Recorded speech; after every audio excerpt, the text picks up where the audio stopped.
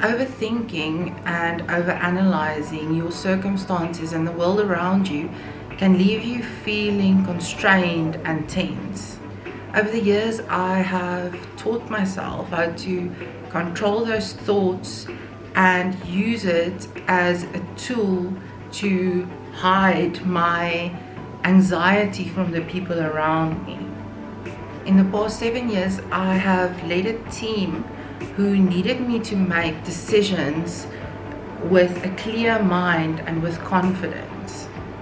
And my anxious feelings could have easily projected onto them if I allowed them to get the better of me. Most of those days, I actually used the steps I'm sharing with you today without even knowing it. I used these steps to keep my busy mind controlled and also open to those around me. Please don't get me wrong. I don't want you to ever feel like you need to hide your feelings or whatever is going on inside of you, but rather learn to reason with your busy mind. Use these tools to assist you in controlling those thoughts and how you act on them. And with practice, this can become an automated response to negative and irrational thinking. I can see through my feelings now. I can see clear through my mind. And the secret is to shut my eyes, to shut my eyes. Hi guys, and welcome back for the second video in this series. Today I want to talk about a few very simple steps that you can take in order to help you heal your mind. If you're new on my channel, welcome. I hope that you will join this community by subscribing. And if you like this video, don't forget to give it a thumbs up. Also go and check out the first video in this series. I'll link it up here, and turn on your bell button so that you get notified as soon as I release the next one in this series. Just as I believe that the soul is part of the more feminine side of your being, I believe that your mind falls into the more masculine side of who you are.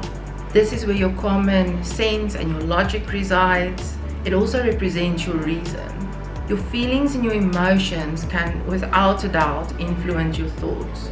However, when you learn to balance these two sides, how you act on your thoughts will become a more intentional act rather than an impromptu response. As human beings, we do not realize the profound connections between every little thing in our world. What we think today has an impact on how we feel, and vice versa. Our bodies respond to this through illness, through acne, through our posture, and even the speed at which we walk with. Have you noticed how you suddenly start speeding up when you might be stressed, but how your walk will slow down when you receive bad news and your mind is just flooded with thousands of thoughts? Now go back in your mind to a time when you were overwhelmed with emotions or with thoughts. And now in your mind's eye, try and remember how people around you responded to you when you were having a bad day. It might have been your colleagues at work, it might have been your kids or your partner.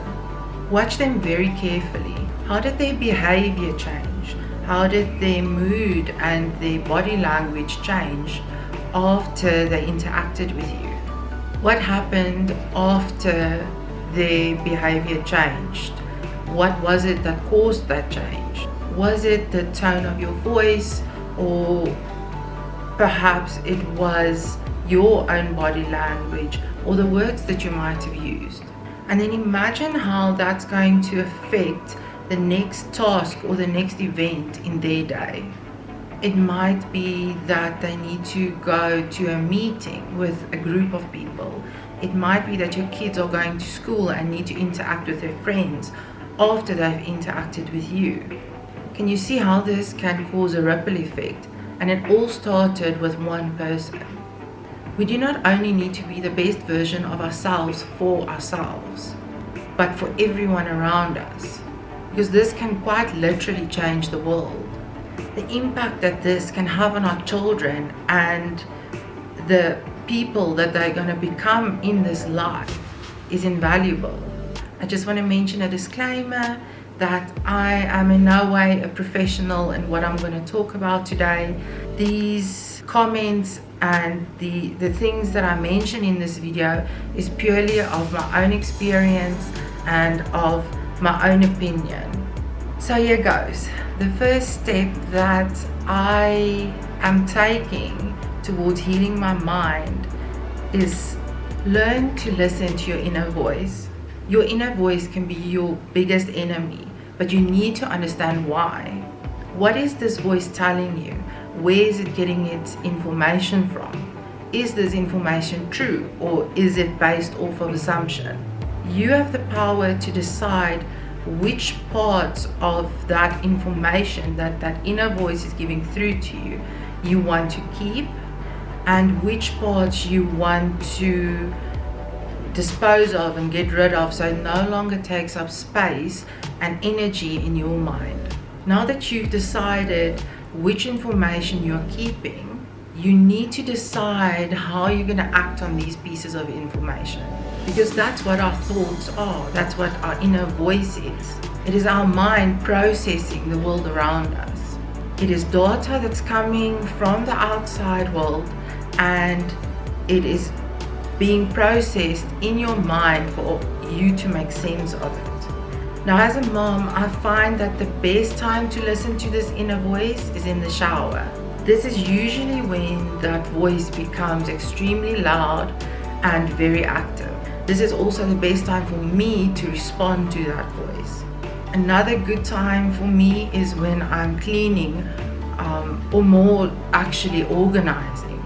There's something about organizing something physically that helps me process everything in my mind and organize those thoughts at the same time. I can discern between the positive and the negative information. I can compartmentalize what I find useful and what I want to delete. And the data that I'm deleting is something that might not be useful to my own growth and development as a human being. Another way that a lot of us listen is through meditation. I believe this has many names: quiet time, prayer, reflection, musing, deliberating. But at the end of the day, they are all a time which we use to focus. But now, try and pay attention to what thoughts are trying to steal your focus in that moment.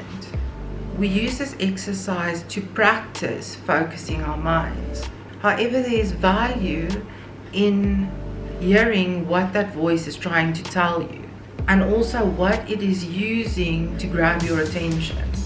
I promise you that once you have listened and heard what this voice has to say, and you understand why it's trying to get your attention, when you get back to your practice after that, your focus will be much stronger because you've cleared the path. You would have kept the good thoughts that came up to feed your soul, and you would have gotten rid of the cloudiness that was clouding your mind. The second step to healing the mind is to limit or even eliminate your social media. We use social media to feel connected in the world. However, we are feeling lonelier than ever. And in the background, our subconscious is getting messages of why we might not be as popular as the next person, what beautiful people are supposed to look like, and what material things you need to be accepted by those around you and to feel successful or feel like you belong in a certain group of people. Science and psychology has proved that we start looking at ourselves differently because of social media.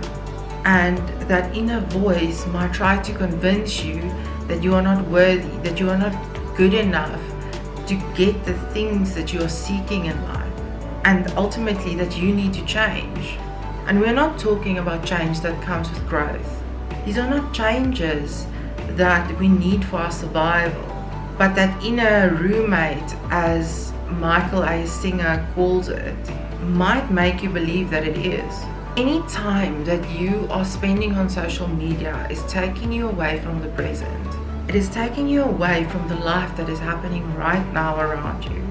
It feeds us unnecessary information that only complicates our already complex lives and our overwhelmed minds.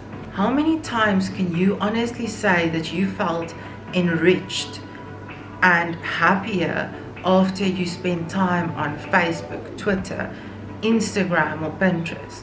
That these platforms helped you grow and didn't just make you feel more unsuccessful than you already do. So let's move on to the third step. Did you know you have superpowers? They feed your mind without you having to do any intentional actions. These are called your senses, and the 5 that we're going to talk about today is smell, taste, hearing, sight, and touch.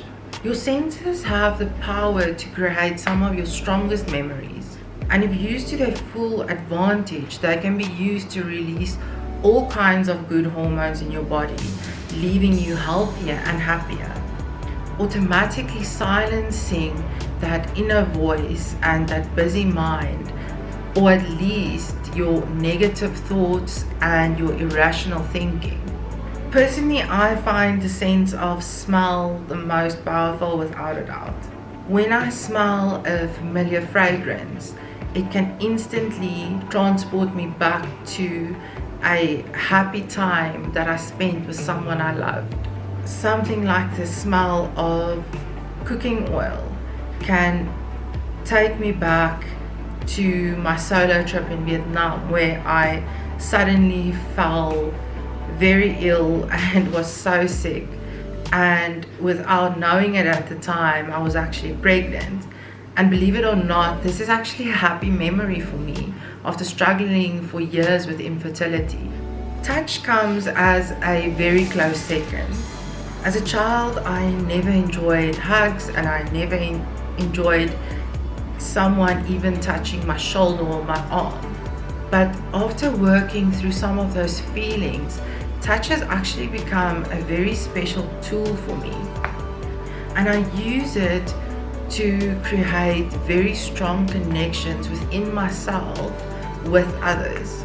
When someone touches your hand because they can see that you are struggling with something, it stops the world just for a second, just to bring your eyes up to theirs. And this can just be the start of a conversation, a start of working through whatever it is that you're dealing with. So go out there, have a delicious meal with your favorite people, take a walk in the park, look at the dewdrops or the raindrops on the leaves of trees, look at the water glistening in the sun. Remember your first kiss, or when you ran outside with your kids in the rain. When you open your eyes in the morning, just lay still for a few minutes. Listen to the birds outside. Listen to the city that's busy waking up. Smell the coffee beans that you're busy blending while a kettle is whistling in the background. Feel the wind on your face and through your hair, and if it blows just right, you might just smell that ocean breeze from your road trip you took back in 2019.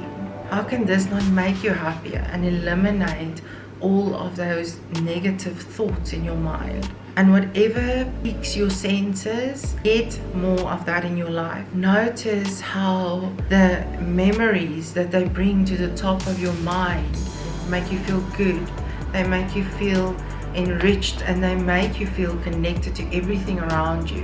Where's that Dawn inner voice now? I can talk about this forever, but let's move on to the 4th step for healing your mind in the year of 2021. This one is probably the most important of all, and that is to realize that you are not the voice inside of your mind. There's a quote by Michael A. Singer that goes, "To be aware that you are watching the voice talk is to stand on the threshold of a fantastic inner journey." Your inner voice is what buffers you from life itself.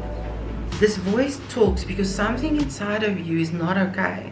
It might be that you are experiencing self-doubt, that you are nervous, that you are desiring something that you cannot acquire at this stage.